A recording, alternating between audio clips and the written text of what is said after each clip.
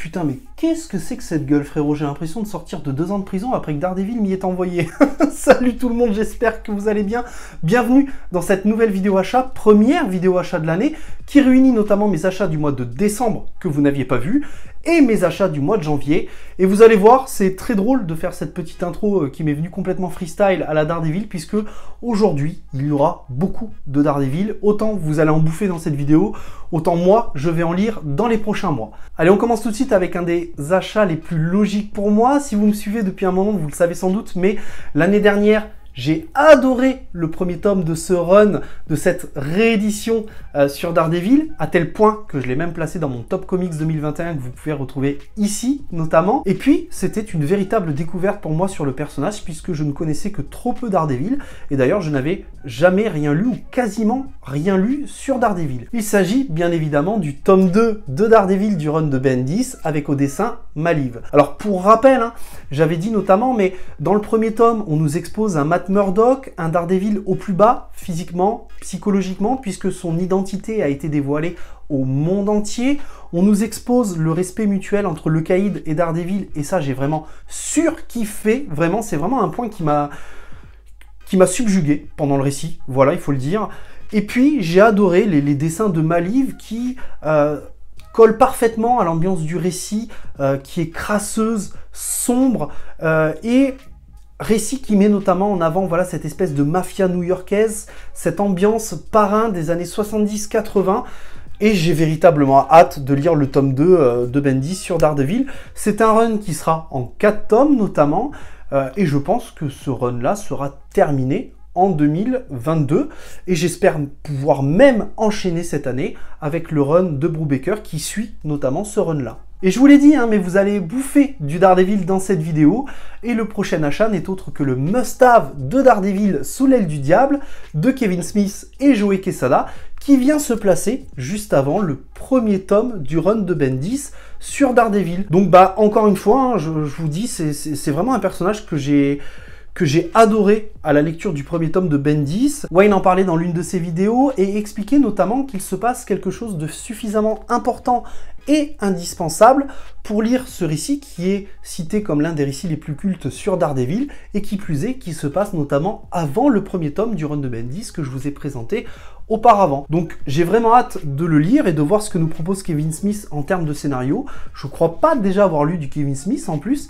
Et puis au niveau des dessins, eh bien, on a Joe Quesada qui nous propose quelque chose de beaucoup plus cartoonesque avec des couleurs beaucoup plus flashy qui se diffère totalement de ce que nous propose Bendis dans son run, mais c'est pas quelque chose qui me dérange, au contraire, je suis assez curieux et j'ai vraiment hâte de lire ce récit, donc je vous en ferai un retour très rapidement. Encore du Daredevil, et qui plus est, un récit conseillé par Wayne Comics, qui m'avait conseillé Witches, que j'ai adoré, qui m'a conseillé Walking Dead, que j'ai adoré, je vous en ai même fait une vidéo sur les 3 premiers tomes que vous pouvez retrouver ici notamment, et aujourd'hui, eh bien, c'est l'édition 20 ans Panini de Daredevil, l'homme sans peur, de Frank Miller et de John Romita Jr.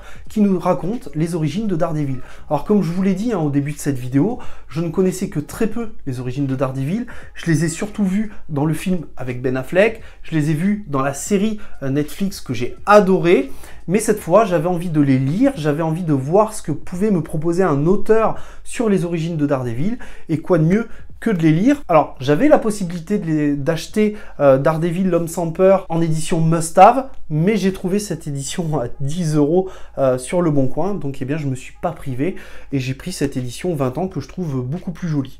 Donc très hâte de lire encore une fois du Daredevil et principalement les origines du personnage, et puis on verra, c'est des dessins très oldies comme on dit dans le milieu. Voilà, c'est des vieux dessins, il faut aimer. Personnellement, c'est pas le genre de dessin qui me rebute, bien au contraire. Moi j'aime bien les vieux dessins, ça fait partie de l'essence même des comics, donc ça me dérange pas du tout. Mais encore une fois, voilà, c'est une lecture dans laquelle je vais me plonger très rapidement et dont je vous ferai un retour rapidement. Allez, promis, c'est la dernière œuvre qui traite de Daredevil, mais c'est un comics qui ne parle pas que de Daredevil, mais qui traite en fin de compte de mes 3 héros favoris chez Panini. Vous connaissez au moins 2 des récits qui sont présents dans ce comics, puisque eh bien, 2 de ces récits-là ont été vendus à des prix dérisoires au printemps des comics. Et oui, mesdames et messieurs, il s'agit de l'Icons qui réunit Daredevil jaune, Spider-Man bleu et Hulk gris de Jeff Loeb et de Tim Sale. C'est une édition sur laquelle je lorgnais depuis un moment, que j'ai trouvé sur Le Bon Coin à 35 €, 40 si on prend les frais de port en compte.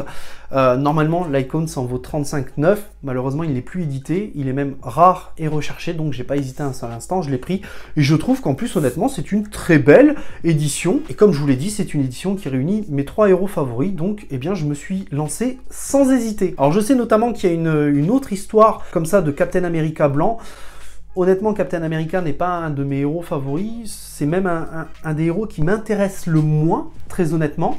Donc je passe mon tour sur Captain America, mais j'ai très hâte de relire et de lire certaines histoires. Je sais que j'ai lu au moins une des histoires qui est présente dans cette Icons-là. J'ai un doute sur laquelle, donc je vous dirai rien. Et une chose est sûre, c'est que je n'ai jamais lu Hulk gris, donc eh bien je vais me faire plaisir à le lire très rapidement et à vous en faire un retour.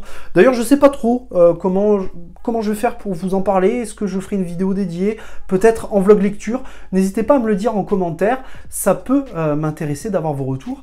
Et notamment, je viens de vous dire que eh bien, Captain America fait partie des héros qui ne m'intéressent pas. Sachez que j'hésite notamment à faire une vidéo sur les super-héros, les personnages de comics qui ne m'intéressent pas. Voilà, donc n'hésitez pas encore une fois à me dire en commentaire si ce genre de vidéo vous plairait, vous intéresserait. Je trouve ça plutôt intéressant et même, pourquoi pas, pertinent en fonction des propos que j'aurai dans cette vidéo. Voilà. En tout cas, cette vidéo, c'est quand même 4 récits sur Daredevil. Hein. Autant dire que ce mois-ci, j'avais besoin de ma dose. Hein. Ah, c'est n'importe quoi cette vidéo. Allez, on continue cette fois avec de l'horrifique. En tout cas, ce qui devrait être de l'horrifique, ce qui est vendu comme de l'horrifique. Vous savez peut-être de quoi je parle, mais on en a suffisamment parlé avec Wayne Comics dans notre vidéo sur les comics d'horreur n'existent pas. Un long débat d'1h05 dans lequel on revient sur le genre horrifique, que ce soit dans les comics, dans les mangas, dans les romans et même dans les films.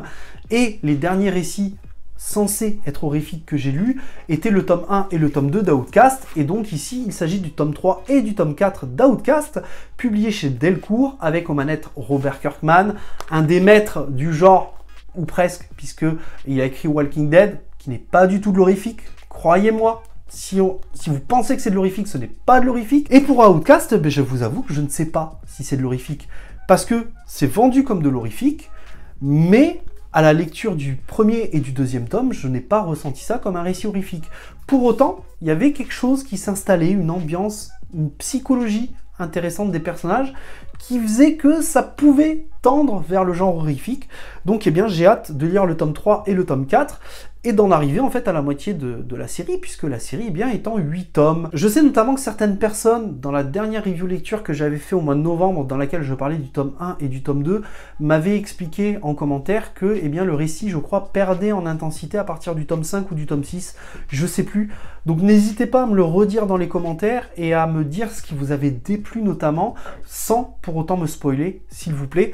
En tout cas, très hâte de lire la suite d'Outcast, de me faire un véritable avis et de savoir enfin si, oui ou non, c'est de l'horrifique. Et puisqu'on parle d'horrifique, encore un récit horrifique, mais cette fois du côté manga, qui m'a été conseillé par notre ami Wayne Comics. On en a parlé également dans la vidéo dont je viens de vous parler précédemment.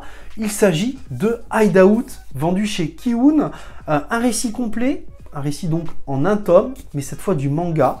Je n'ai jamais lu de manga horrifique, donc ce sera ma première lecture. Je ne sais, à vrai dire, même pas de quoi ça parle. Je me suis même pas renseigné sur les dessins, très honnêtement. Je regarde comme ça, mais j'ai très peur de me spoil, donc je vais arrêter. En tout cas, c'est quelque chose qui me faisait envie. Je l'ai eu pour 6 € et quelques, donc bon, petit achat sympathique. J'espère que ça me plaira. En tout cas, un récit complet, je perds vraiment rien tester, encore une fois. Pour continuer du côté de l'horrifique, c'est un récit cette fois que vous m'avez conseillé à plusieurs reprises l'année dernière. Vous me l'avez même encore conseillé dans la vidéo débat avec Wayne Comics il y a 2 semaines. C'est un récit qui est vendu comme de l'horrifique par certains, d'autres comme un récit beaucoup plus gore, beaucoup plus violent. C'est Crossed, l'intégrale chez iComics, dessiné par Garcenis et Jason Burrow.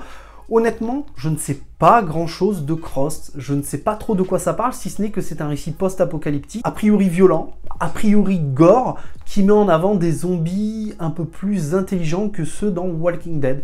Donc on verra bien. Je vous avoue que je n'ai même pas pris le temps de feuilleter le comics, tout simplement parce que j'ai peur de me spoil, j'ai peur qu'une image qui me donne des préjugés sur l'œuvre en fait. Donc je me suis préservé de tout spoil, que ce soit sur Hideout ou sur Crossed. En tout cas, j'ai une idée pour vous présenter ces deux comics, j'espère qu'elle vous plaira, et wait and see. Allez, on passe maintenant sur le dernier manga de cette vidéo. Il s'agit du tome 5 de Shiruran qui est sorti au mois de décembre. On est sur une publication, je crois, tous les 2 mois à peu près pour Shiruran.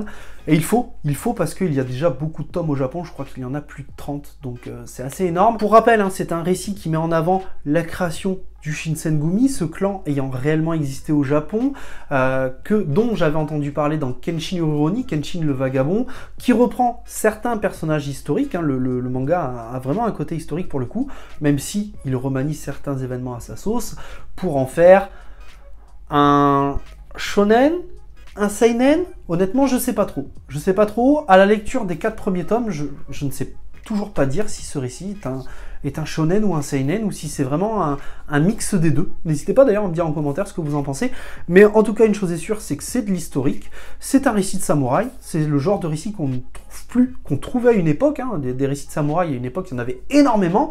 Aujourd'hui, il y en a beaucoup moins. L'édition est très qualitative, honnêtement, avec cette espèce de dorure là sur le titre, comme ça, blanche. Très très beau, et on est sur une parution à peu près tous les 2 mois, je crois, pour Shiruran, et c'est pas plus mal honnêtement, parce qu'il y a plus de 30 tomes au Japon, donc il faut rattraper le retard. J'espère que ce ne sera pas une série trop longue, mais je crois qu'au Japon, actuellement, ce n'est pas terminé, donc on verra.